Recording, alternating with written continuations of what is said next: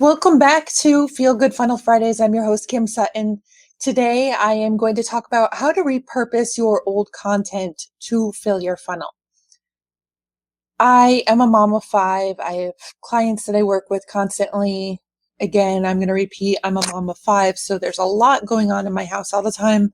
My wife, there's a lot going on here. So every single time that I put out a piece of content, whether it be a video, a podcast, a blog article, I want to make sure that I don't just publish it once, but that after I publish it, it continues to work around the clock throughout all of eternity for me. So I'm going to share with you today how to repurpose old content to fill your funnel. Step number one is include an opt-in in every single piece of content. If you go live on Facebook or LinkedIn or on YouTube, present an offer to your people. And regardless of when they look at that piece of content in the future, if you're offering them something of value that is in alignment with what you are teaching, with what you are presenting, then you could be getting opt-ins forever. In January of 2019, I had an article that went viral, and within the first couple of days, it had thousands of visits, and I was really stoked. But I couldn't figure out why my list wasn't growing. So I went and looked at the article, and there was no opt-in in it. I build funnels for my clients. That's what I do every day. And I kicked myself in the butt, to say the least, because I had not put an opt-in into my own blog article.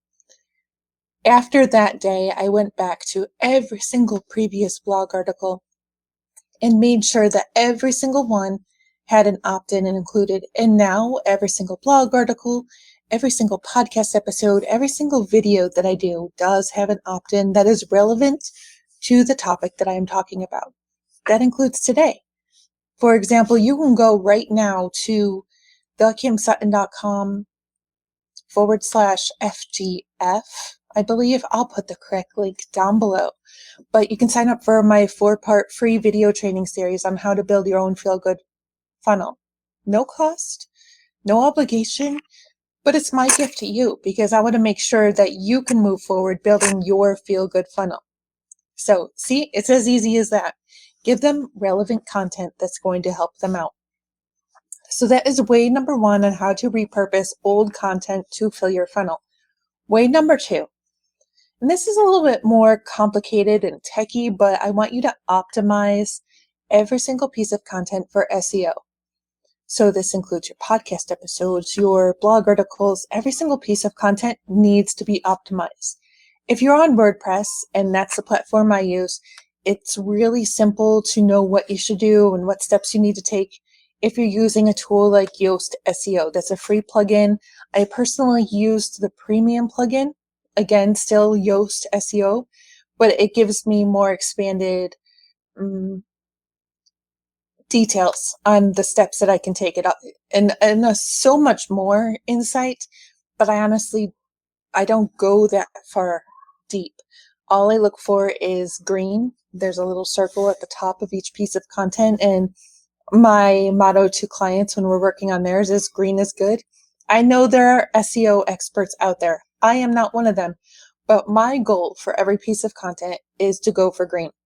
So whenever a podcast episode goes out, whenever a blog episode goes out, a blog article goes out, we go for green. Two ways that you want to make sure that you do this are to optimize your images that you have included. And yes, you should include images in every piece of content, and to optimize your text. So for example, the images that will be on my site that go along with this video today are going to be titled How to Repurpose Old Content to Fill Your Funnel. You don't want to go into Canva or your graphic tool and create an untitled graphic and then include that in your content, because what Google's going to see is an image that's called untitled. It's not going to see the relevance between the image and the content that you just put out. But if it sees, for example, for this one, that the image says repurpose old content, and maybe that's the focus keyword that I'm using is repurpose old content, then it's going to be like, oh, I see what she's doing here. If somebody searches in Google for repurpose old content, this is likely a good one that we should send people to. So think about that. How many times throughout the text, subtly but purposely, can you put in that focus keyword that you want people to, when people are searching in Google that they're searching for, where can you put that in the text, and how could you title your graphics appropriately? So that is way number 2 on how to repurpose old content to fill your funnel. Way number 3 is set up evergreen sharing.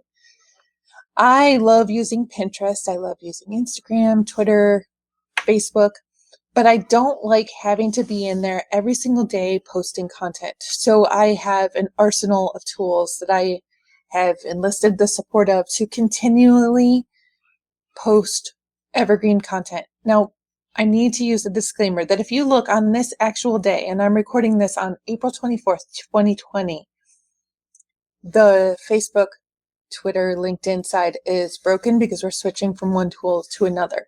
But if you look on Pinterest, I have pins that are being constantly recycled for my lead magnets, for my blog articles, for my podcast episodes. I actually had a surge in podcast downloads earlier this week because it was the podcast repurposing day, and it worked. It does wonders. Every single piece of content that you put out, as long as it's not date specific, as long as it's not time sensitive, you should have a system in place to reshare that forever. As long as you or your team can do it, or as long as you have a tool like B.E.T.T.E.R or Social B. Social B is the one that we're about to start trying, or even Buffer. I think that you can use Buffer to reshare content. Set something like that up. It can be a little bit complicated and time consuming to initially set this up, but I use a Google Sheet. I have a Google spreadsheet with different sheets, one for blog articles, one for podcasts, and each one of these different tabs serves as the catalog for that type of content. So, for example, my podcast tab has the whole list of all my podcast episodes, and then I include the social media posts that I want to use forever on that so that, well, if we switch tools, we don't have to redo all the messaging again. We already have it right in there. And then in my Dropbox, we have a whole library of all the images that we created, so we don't need to recreate that either. If we decide to use tools, or if the tool that we were using shuts down for any reason, we already have the library and we can simply move it. I would love to hear which one of these strategies you're going to start implementing ASAP. So whether you're going to start putting an opt-in to every single one of your pieces of content, whether you're going to work on optimizing your SEO, or if you're going to start setting up your evergreen systems, leave a comment down below. Let me know what you're going to work on, and then let me know how it goes as time goes on. If you're not already a fan of my Facebook page, or if you're not a subscriber on YouTube, make sure to hit the button because I'd love to stay in touch.